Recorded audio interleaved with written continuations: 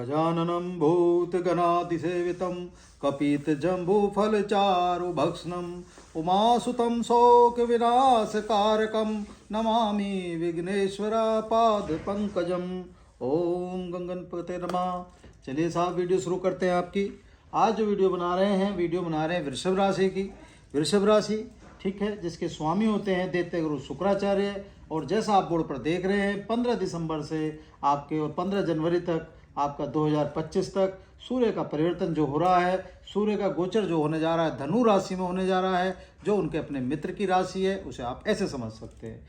तो आपकी जो राशि के स्वामी है शुक्र है, तो सबसे पहले एक चीज़ समझ लेते हैं। जो शुक्र है, शुक्र के संबंध सूर्य से कैसे हैं, इसे समझने की कोशिश करेंगे और इससे क्या आप फायदा ले सकते हैं। सूर्य का जो आपका गोचर होने जा रहा है, जो सूर्य का परिवर्तन होने जा रहा है, तो इससे हम वृषभ राशि के जो हैं हम कैसे फ़ायदा ले सकते हैं उसे हम बताने की कोशिश कर रहे हैं। ठीक है, चलिए वीडियो शुरू करते हैं। आपको पहले समझ लेते हैं वृषभ राशि जो अगर जिसके स्वामी जो होते हैं शुक्र होते हैं, तो पहले ये समझ लेते हैं जब शुक्र आपके लगन में होते हैं तो क्या दर्शाता है कि व्यक्ति देखने में मोहक होता है, सुंदर होता है और उसकी जो छवि होती है वो बड़ी मोहक होती है। और उसे आप समझ सकते हैं जो जातक है वो अपने आप में सुखी जीवन व्यतीत करता है, आप उसे ऐसे भी समझ सकते हैं। इसलिए हमने आपको ये भी लिख दिया है कि इस समय जो शुक्र की जो प्रेजेंस है आपकी कहाँ पर है, आपके दसम भाव पर वो विद्यमान है, आप इसे देख सकते हैं। तो इसे भी समझ लेते हैं कि अगर शुक्र 10वें भाव में अपना विराजमान होता है तो उसका क्या मतलब होता है, आप इसे भी बता देते हैं हम आपको। तो शुक्र अगर 10वें भाव में विद्यमान है तो यहाँ पर जो उनकी स्थिति है, आपके जो परिणाम है बड़े शुभ परिणाम आते हैं और आपको ये दर्शाता है कि आपको प्रसिद्धि कहीं ना कहीं आपको 100% प्राप्त कराते हैं शुक्र, आप इसे ऐसे भी समझ सकते हैं। और यहाँ पर आप स्त्रियों का पूर्ण रूप से सम्मान करते हैं, ये भी आप समझ सकते हैं। तो अपनी कुंडली में आप ये भी देख सकते हैं कि आपके शुक्र की इस समय कहाँ पर स्थिति है। फिलहाल हमने आपको ये बता दिया कि शुक्र जो इस समय प्रेजेंस है आपकी उनकी यहाँ पर है, और अगर आपके यहाँ पर बैठे हैं तो कोई बात नहीं है, उसके बारे में बता दिया। अब वीडियो को शुरू कर लेते हैं। ठीक है, चलिए तो बात कर लेते हैं आपके द्वितीय भाव से। द्वितीय भाव में जो राशि आपकी विद्यमान है, आप देख रहे हैं इसको, या मिथुन राशि है। और अगर मिथुन राशि को देखते हैं तो जिसके स्वामी होते हैं बुध, और बुध क्या है, बुध शुक्र के अपने आप में मित्र हैं। तो क्या हुआ, इस राशि का जो जातक है कहीं ना कहीं यहाँ पर पूर्ण रूप से फायदा ले लेगा। और इस भाव से क्या फायदा होता है, ये धन का और आपके कुटुंब का होता है। तो क्या हुआ, कहीं ना कहीं आप धन के मामले में तो जो शुक्र है आप समझ नहीं सकते, वो तो कारक है अपने आप में। और इसके जो मेन कारक हैं, मेन कारक कौन है, आपके गुरु बृहस्पति होते हैं। ठीक है, चलिए तो बात कर लेते हैं आपके तृतीय भाव की। तृतीय भाव में किसका होता है, तृतीय भाव में यहाँ पर आज राशि जो आ जाती है आपकी चंद्रमा आ जाती है, क्योंकि कर्क होती है। कर्क का जो स्वामी होता है वो चंद्रमा होता है, और चंद्रमा आपका मन होता है। तो मन की स्थिति यहाँ अपना सही रखें, क्योंकि मन क्या है, मन आपका चंचल होता है और मन चलायमान होता है। ठीक है, और मन के हारे हार होती है और मन के जीते जीत होती है। लेकिन अगर अभी हम शुक्र को देखते हैं तो यहाँ पर क्या होगा, यहाँ पर जो आपकी स्थिति आएगी क्यों अच्छी आएगी, यहाँ पर आप सूर्य से फायदा ले लेंगे। क्यों ले लेंगे, क्योंकि सूर्य क्या है, इनके मित्र हैं चंद्रमा। तो क्या हुआ, यहाँ पर जो आपका पराक्रम है, जो आपका परिश्रम है, वो सही दिशा में चलेगा। और कहीं ना कहीं आपकी यात्राएं आपको पूर्ण रूप से सुख प्राप्त कराएंगी और पूर्ण रूप से कहीं ना कहीं लाभ भी प्राप्त कराएंगी। ठीक है, तो यहाँ पर क्या होगा, आपके लिए यात्राएं होंगी सुखदायी होंगी और आपके लिए फलकारी होंगी, मंगलकारी होंगी, आप इसे ऐसे समझ सकते हैं। तो क्या हुआ, यहाँ पर आपको पूर्ण रूप से इसका फायदा प्राप्त होगा। अब बात कर लेते हैं आपके चतुर्थ भाव की। चतुर्थ भाव को देख लेते हैं, जो यहाँ राशि आ रही है, यहाँ पर राशि कौन सी आ रही है, सिंह राशि आ रही है, जिसके स्वामी होते हैं आपके सूर्य। और सूर्य को अगर हम देखते हैं, सूर्य आपके वैसे भी आने वाले हैं, आपको जो हम बता रहे हैं 15 तारीख को। लेकिन अगर हम आपकी कुंडली के हिसाब से, आपके स्वामी के हिसाब से देखते हैं, तो स्वामी के जो संबंध है कहीं ना कहीं आपके शत्रु वाले संबंध है। तो क्या होगा, सूर्य को हमें मना के चलना पड़ेगा, क्योंकि जो हमारा शत्रु है कहीं ना कहीं जो सूर्य है, सूर्य इनका शत्रु है, आप इसे ऐसे समझ सकते हैं। तो लेकिन तो क्या होगा, यहाँ हमें थोड़ा सा सावधानी बरतेंगे तो हमारे हिसाब से ठीक रहेगा। क्यों ठीक रहेगा, क्योंकि ये भाव हमारे कंफर्ट्स का होता है, हमारे लेन देन का भी होता है, हमारे वाहन का भी होता है, हमारे गाड़ियों का भी होता है, हमारे कंफर्ट्स का भी होता है, और जितनी भी भौतिक सुविधाएं होती हैं हमें यहीं से प्राप्त होती हैं। और दूसरी चीज़ क्या है, ये हमारी माता जी का भी भाव होता है। तो थोड़ा सा माता जी का भी ध्यान रखें। क्यों ध्यान रखें? क्योंकि हम अगर सूर्य को देखते हैं तो सूर्य से जो इनके संबंध है कहीं ना कहीं सही नहीं है। तो ये बात हमको नहीं भूलनी है, इस बात को हमें ज्ञात रख के चलना है, तो कहीं ना कहीं हम ठीक रहेंगे और सही रहेंगे। तो इसलिए यहाँ पर जो भी लेन देन आप करें सोच समझ के करें तो आपके लिए ठीक रहेगा। बात कर लेते हैं आपके पंचम भाव की। पंचम भाव में अगर हम देख लेते हैं तो पंचम भाव में क्या हुआ, यहाँ पर जो हमारी जो राशि आ रही है, यहाँ पर राशि हमारी कन्या आ रही है, और यहाँ पर हमारे जो राशि का स्वामी है उससे भी हमारा मित्र रहता है, और जो हमारे ये आपका सूर्य की बात कर रहे हैं उनकी इनसे भी मित्रता है। तो क्या हुआ, कहीं ना कहीं हम इस यहाँ पर अपना ये फायदा ले लेंगे।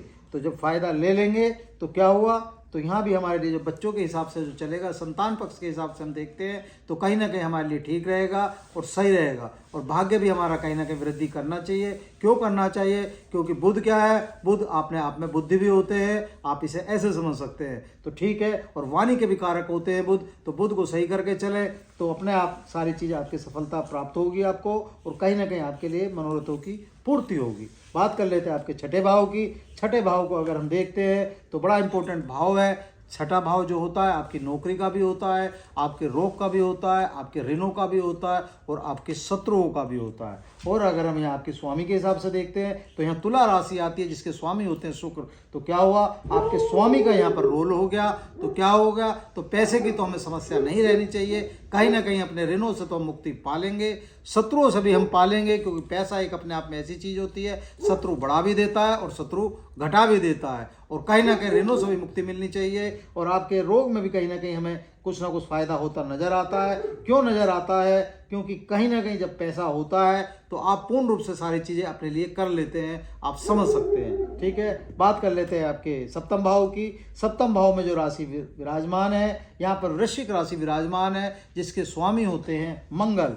और अगर हम मंगल को देखते हैं तो मंगल मित्र हो गए, ना शत्रु हुए, ये सम हो गए। तो क्या हुआ, यहाँ पर अगर आप इनके हिसाब से देखते हैं, अपनी राशि के स्वामी के हिसाब से देखते हैं तो सम हो गए, और सूर्य के हिसाब से देखते हैं तो इनके मित्र हो गए। तो क्या हुआ, पार्टनरशिप में कहीं ना कहीं पूर्ण रूप से फायदा ले लेंगे, अपनी गृहस्थी में भी कहीं ना कहीं अपना सामंजस्य बैठा लेंगे, और अपने बॉस से भी संबंध कहीं ना कहीं इस समय आप सही रख लेंगे, और जो यात्राएं हैं उनसे भी कहीं ना कहीं आप फायदा उठा सकते हैं, क्योंकि दोनों का आपको साथ मिल रहा है। आपके स्वामी का भी साथ मिल गया और आपके इनका भी साथ मिल गया। ठीक है, अब बात कर लेते हैं आपके अष्टम भाव की, जहाँ पर सूर्य विद्यमान है, आप समझ सकते हैं। और सूर्य का अष्टम भाव में रिजल्ट जो होता है, इसे समझ ले थोड़ा सा। ये जो हमारा भाव होता है, हमारे ऑकल्ट साइंस का भी होता है, हमारे गुप्त रोगों का भी होता है, हमारे परिवर्तन का भी होता है, हमारी मौत का भी होता है, हमारी आयु का भी होता है, हमारे बुढ़ापे का भी होता है, हमारे तनाव का भी होता है, और जो काम हमारे 99 पे अटक जाते हैं, ये भाव हमारे उनका भी होता है।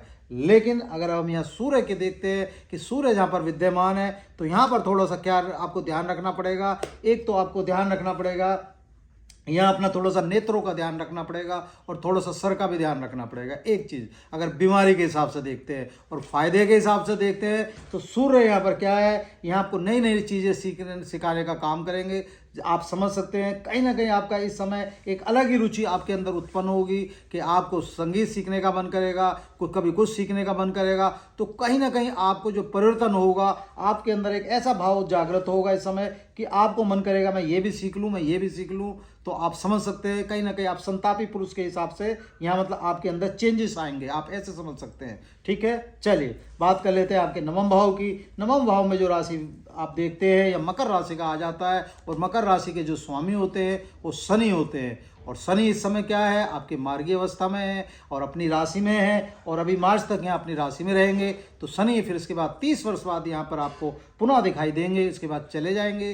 तो क्या है, ये किसका भाव है हमारे, ये धर्म का और हमारे भाग्य का भाव होता है, और धर्म और भाग्य के हिसाब से देखते हैं। और यहाँ पर क्या हुआ, शनि किस चीज़ों से प्रसन्न होते हैं या किस चीज़ का फल देते हैं या किस चीज़ के न्यायाधीश माने जाते हैं, वो आप जैसा काम करते हो, जैसा उसी हिसाब से वो आपको फल देते हैं। ठीक है, तो न्याय और कर्म के जो मालिक हैं वो आप इस हिसाब से समझ सकते हैं। तो क्या है, या कोशिश करें कि पूर्ण रूप से धर्म के प्रति जो भी आपके अंदर आस्था है या जो भी जागरूकता है, धर्म के कामों में अगर बढ़ चढ़ के हिस्सा ले लेते हैं तो कहीं ना कहीं अपने भाग्य को उदय करने का आप काम कर लेंगे। अभी आपको हमने बताया दसम भाव के बारे में, तो शुक्र आपके कैरियर भाव में अगर यह विद्यमान है इस समय, तो क्या हुआ, कहीं ना कहीं पूर्ण रूप से आपको आप समझ सकते हैं सुख समृद्धियों से प्रदान करेंगे, और कहीं ना कहीं आपको मतलब आप समझ सकते हैं जो आपकी प्लेसमेंट है इस हिसाब से कहीं ना कहीं मतलब आपके व्यवसाय के हिसाब से भी पूर्ण रूप से सही रहने चाहिए, और कहीं ना कहीं ये फायदा आपको देंगे। क्यों देंगे? क्योंकि आपके राशि जो आपके स्वामी हैं वो स्वयं यहाँ पर साक्षात विराजमान है। तो आप समझ सकते हैं यश, प्रसिद्धि, रोजगार, कर्म आपके क्षेत्र में आपको कहीं ना कहीं दिन दुगनी रात चुगनी कराने का कार्य ये करेंगे।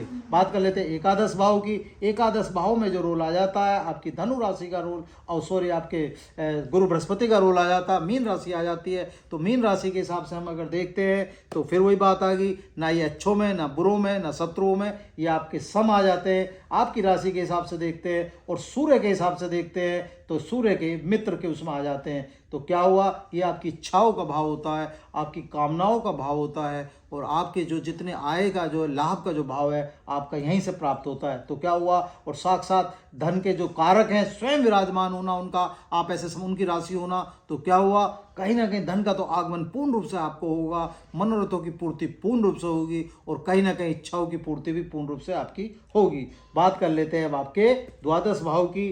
द्वादश भाव को देख लेते हैं। जो यहाँ पर राशि आ गई, यहाँ पर आपकी सम आ गए। अगर आपकी राशि के हिसाब से देखते हैं और सूर्य के हिसाब से देखते हैं तो यहाँ इनके मित्र आ गए। ठीक है, तो क्या हुआ, यहाँ भी जो आपका फायदा आएगा कहीं ना कहीं ठीक रहना चाहिए। जुडिशरी से संबंधित जो लोग हैं जितने भी, उन्हें कहीं ना कहीं आपको पूर्ण रूप से फायदा हो जाएगा, क्योंकि सेनापति का यहाँ पूर्ण रूप से साथ मिल रहा है, और सूर्य जो आपके ग्रहों के राजा हैं उनका भी साथ मिल रहा है। क्यों, सूर्य क्या है, ग्रहों के राजा भी हो गए, और आपके पिता के कारक भी हो गए, आपका तेज भी हो गए, आपकी सम्मान भी हो गए, और आपकी आत्मा भी हो गए। और आपका जो मंगल है, मंगल आपका सूर्य है, आपके आप समझ सकते हैं आपका पावर है। तो ये क्या हुआ, इन दोनों का जो कॉम्बिनेशन है कहीं ना कहीं द्वादश भाव को आपको पूर्ण रूप से, जो वैसे खर्चों का भाव होता है लेकिन जुडिशरी के हिसाब से और हॉस्पिटल के हिसाब से भाव होता है। अगर कोई व्यक्ति इनके हिसाब से कोई अपना काम करता है, चाहे ले अपना हॉस्पिटल के संबंधी काम करता है या जुडिशरी से संबंधित कोई भी काम करता है,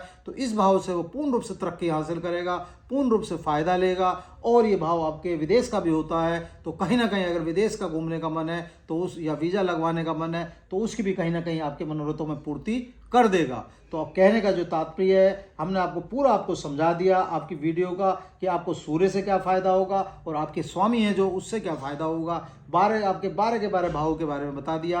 उम्मीद है आपको वीडियो समझ में आई होगी, अच्छी लगी होगी। उपाय के तौर पर आपको क्या करना है, जो आपकी राशि के स्वामी हैं अगर इनसे कहीं ना कहीं पूर्ण रूप से कृपा चाहते हो तो सफ़ेद वस्त्रों का धारण करें। सफ़ेद वस्त्र पहनेंगे तो कहीं ना कहीं शुक्र की जो आपकी अनुकंपा है पूर्ण रूप से आपके ऊपर आएगी, और इत्र का प्रयोग करेंगे तो कहीं ना कहीं आपके लिए और भी अच्छा रहेगा। और बात कर लेते हैं सूर्य की, जिसके ऊपर हमने वीडियो बनाई है। सूर्य की अगर पूर्ण रूप से अनुकंपा चाहते हैं, अपने जीवन में प्रकाश चाहते हैं, तो सूर्य की कोशिश करें कि सुबह उठे, और सुबह उठने के बाद अपना सूर्य को अर्घ दें, और पूर्व दिशा की तरफ अगर मुख करके अर्घ देंगे तो कहीं ना कहीं आपके मनोरथों में 4 चांद लगाने का कार्य करेगा, और आपके मनोरथों की पूर्ति करेगा, और आपके जीवन में प्रकाश ही प्रकाश होना चाहिए। उम्मीद है जो हमने आपको समझाया आपको समझ में आया होगा। वीडियो अच्छी लगे तो प्लीज़ लाइक करें, शेयर करें। चैनल सब्सक्राइब नहीं करा तो प्लीज़ चैनल भी सब्सक्राइब कर दें। धन्यवाद।